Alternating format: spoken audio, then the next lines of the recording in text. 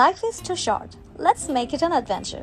আর তাই একদিন ব্যাগ গুছিয়ে ক্যামেরা নিয়ে আমরা বেরিয়ে পড়লাম রিসেন্টলি সবচেয়ে আলোচিত ডেস্টিনেশন টাঙ্গুয়ার হাওরের দিকে। মিট আওয়ার রাইড হাওরে সুলতান 3। Just wow!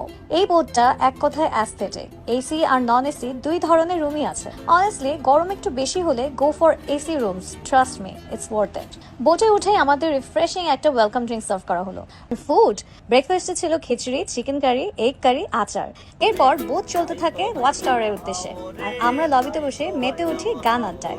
দুপুর 12টার মধ্যে আমরা পৌঁছে যাই ওয়াচ টাওয়ারে। চা খেতে খেতে নীল জলরাশির ভিউ, এটা যেন একদম অন্য এক জগৎ। এদিকে আমার গ্রামের চাচাতো বোন তুলিকা এক কিউট গাছ দেখে নিজের লোভ সামলাতে না পেরে ডিরেক্ট গাছে উঠে যায়। এরপর অনেক ফটোশুট করে আমরা ফিরে আসি আমাদের হাউস বোটে। একটু পরে লাঞ্চ করতে বসে যাই লবিতে। মেনু ছিল হাওরের ফ্রেশ মাছ, কয়েক রকম ভর্তা, চিকেন কারি, সবজি, ডাল। হাওরে সুলতানের প্রত্যেক বেলার খাবারে একটা সুলতানি ভাইব পাওয়া যাচ্ছিল। এদিকে বোট চলতে শুরু করে টেকের ঘাটের দিকে। তারপর আমরা রেডি হয়ে সোজা চলে যাই নীলাদ্রি লেকে। নীলাদ্রির পানির কালার আর সেই পাহাড়ের ব্যাকড্রপ লিটারেলি সিনেম্যাটিক। লেকে কিছুক্ষণ বোট রাইড করে আমরা দ্রুত একটা টেসলা রিক্সা নিয়ে চলে যাই লাকমাছড়া।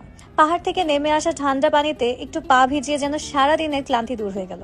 ঘোরাঘুরি শেষে শামিম দ্য কাইট ভাই আমাদের বিখ্যাত সেই আইসক্রিম ট্রিট দিল। তারপর আশিক ভাই আমাদের জন্য নিয়ে আসলো আমল মিল্ক ড্রিঙ্কস, যেটা অনেক সুদিং ছিল। এরপর সন্ধ্যায় আমরা ফিরে আসলাম বোটে। কিছুক্ষণ গান আড্ডা শেষে ডিনারের জন্য আমাদের সার্ভ করেছিল ফিশ ফ্রাই, হাঁস ভুনা, ভর্তা, সবজি আর ডাল। খাবার শেষে আমরা একটু আশেপাশে এরিয়া হাঁটাহাঁটি করে বোটে ফিরে আসি। ট্রিপের প্রথম দিন এখানেই শেষ। অ্যান্ড হাওরের সুলতান বোট অথরিটিকে ধন্যবাদ জানাই তাদের ফুড কোয়ালিটি এবং সার্ভিসের জন্য। বোটটা ভালো ছিল বলে ট্রিপটা এতটা এনজয়েবল ছিল।